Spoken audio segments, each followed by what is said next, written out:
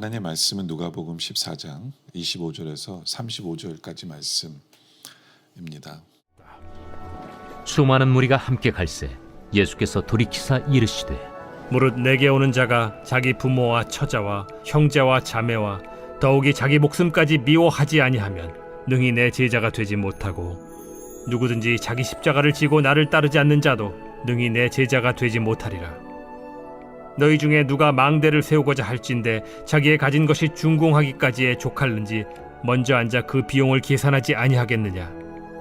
그렇게 아니하여 그 기초만 쌓고 능히 이루지 못하면 보는 자가 다 비웃어 이르되 이 사람이 공사를 시작하고 능히 이루지 못하였다 하리라. 또 어떤 임금이 다른 임금과 싸우러 갈 때 먼저 앉아 1만 명으로서 저 2만 명을 거느리고 오는 자를 대적할 수 있을까 헤아리지 아니하겠느냐.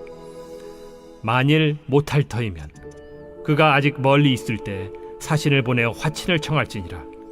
이와 같이 너희 중에 누구든지 자기의 모든 소유를 버리지 아니하면 능히 내 제자가 되지 못하리라.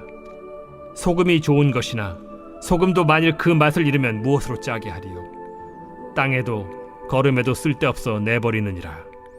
들을 귀가 있는 자는 들을지어다. 27절에 보면 누구든지 자기 십자가를 지고 나를 따르지 않는 자는 자도 능히 내 제자가 되지 못하리라. 여기 보면 제자가 되지 못하리라. 그럼 누가 제자가 되는 걸까? 그것에 대해서 오늘 말씀을 나누기를 원합니다. 제자란 무엇인가? 제자란 무엇인가? 25절에 보면 수많은 무리가 함께 갈새 예수께 돌이키사 이르시되, 수많은 무리들이 있어요. 다 제자가 아니죠, 그렇죠? 그 안에 제자가 있어요. 그럼 제자는 무엇인가? 26절에 무릇 내게 오는 자가 자기 부모와 처자와 형제와 자매와 더욱이 자기 목숨까지 미워하지 아니하면 능히 내 제자가 되지 못한다.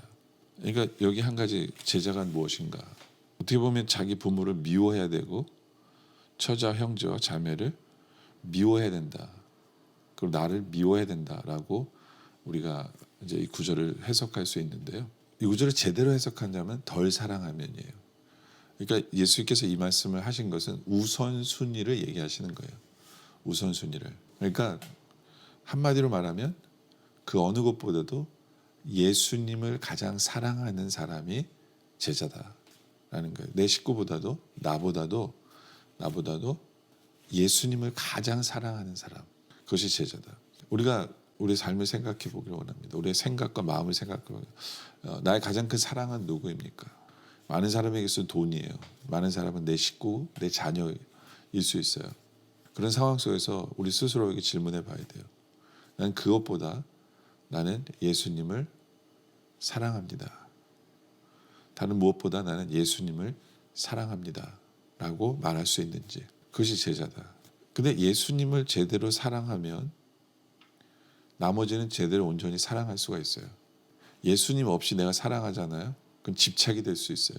예를 들어서 자녀들 같은 경우에 보면 자녀를 사랑한다고 하면서 내가 베푸는 그 사랑이 오히려 독이 될 때가 있어요.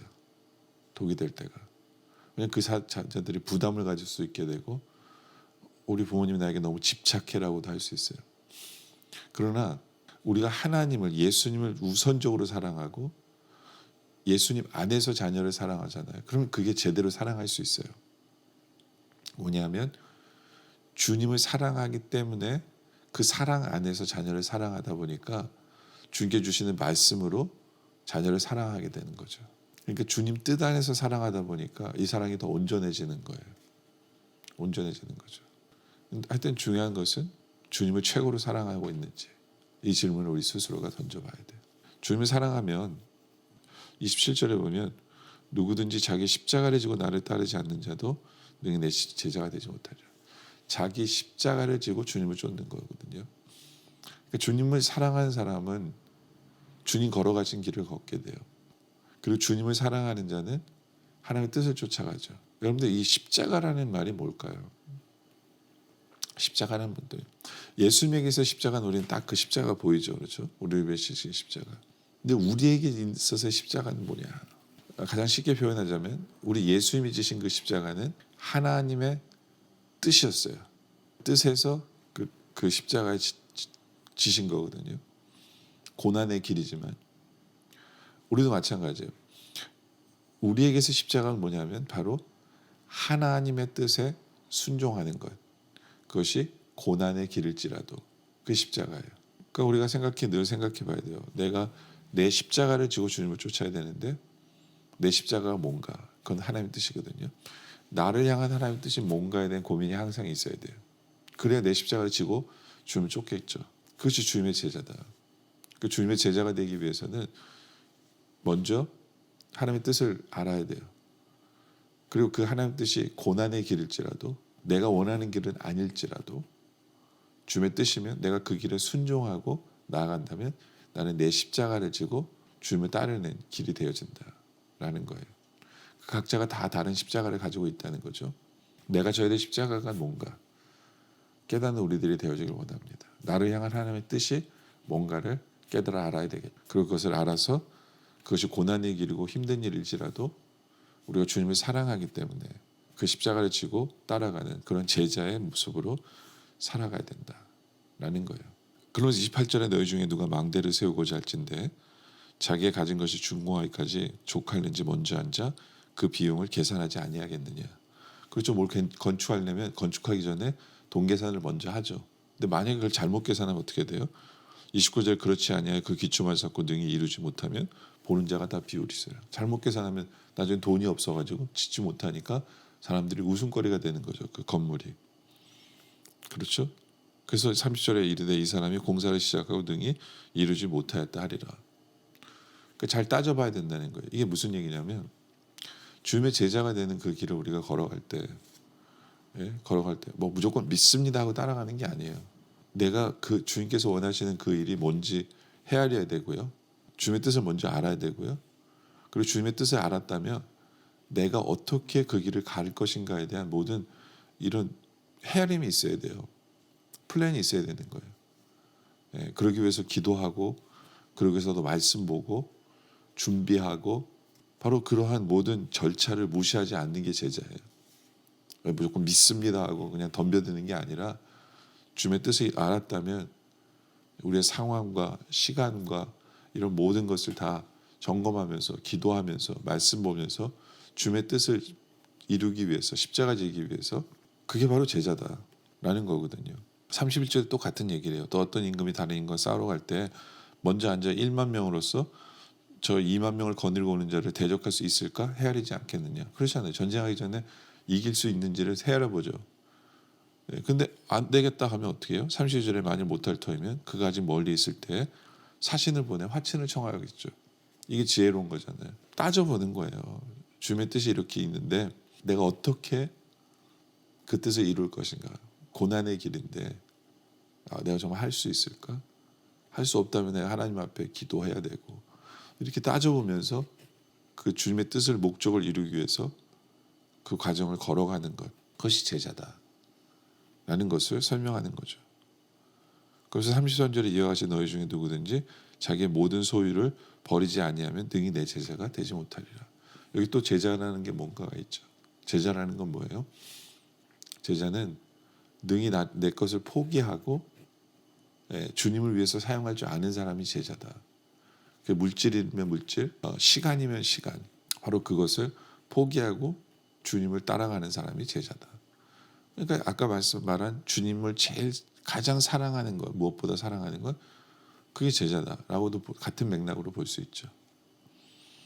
그러면서 34절에 소금이 좋은 것이나 소금도 만일 그 맛을 잃으면 무엇으로 짜게 하리라. 무슨 얘기냐면 제자가 돼야 되는데 소금 같은 제자가 돼야 된다.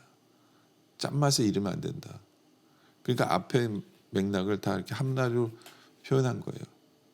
그 제자는 제자다워야 되는데 그렇지 못하면 소금이 짠맛을 잃은 거랑 똑같다는 거죠. 제자가 제자다운 건 뭐냐? 주님을 가장 사랑하는 것. 그 제자다. 그렇죠? 자기의 십자가를 지고 하나님의 뜻을 순종하며 나아가는 것. 힘들고 어려워도 그리고 순종하기 위해서 모든 것을 재보고 기도하고 말씀 보고 플랜하고 그것을 지기 위해서 내 십자가를 제대로 지기 위해서 고민하고 나아가는 바로 그 사람이 제자다. 내가 가진 것을 주님을 위해서 포기할 줄 아는 것이 제자다. 그래야 바로 짠맛을 갖고 있는 소금이다 라는 거거든요. 이제 우리 모두가 제자라는 것이 뭔지를 깨달아 알았기 때문에 주님이 기뻐하시는 제자의 길을 걸어가는 우리 모두가 되어지시기를 주님의 이름으로 축원합니다. 기도드리겠습니다. 아버지 하나님, 오늘 주신 말씀처럼 우리가 우리 예수님을 가장 사랑하는지를 솔직하게 돌아보게 하시옵소서. 우리의 마음이 주님을 가장 먼저 우선으로 사랑할 수 있게 하여 주시고, 주님의 뜻이 뭔지를 깨달아 그 뜻에 순종하는, 바로 그 십자가를 지고 주님을 따라가는 우리들 되게 하여 주시옵소서. 그리고 그 십자가를 지기 위해 내 삶을 돌아보고 필요한 것이 뭔지를 돌아보며 기도하고 말씀으로 그것을 십자가를 지기 위해서 준비하는, 그래서 십자가를 질 수 있는 우리들이 되어질 수 있도록 인도하여 주시옵소서. 주님을 가장 사랑하기에 내가 가진 것을 포기하고 시간과 물질과 이런 것을 주님께 드릴 줄 아는 그러한 제자의 삶을 살아가게 하여 주시옵소서. 그래야 정말 소금이 짠맛을 내듯이 제자다운 삶을 살아가는 우리 모두가 되어질 수 있도록 주님 인도하여 주시옵소서. 오늘 말씀에 감사드리며 계속되는 기도 속에 함께하여 주시옵소서. 예수님의 이름으로 기도드립니다. 아멘.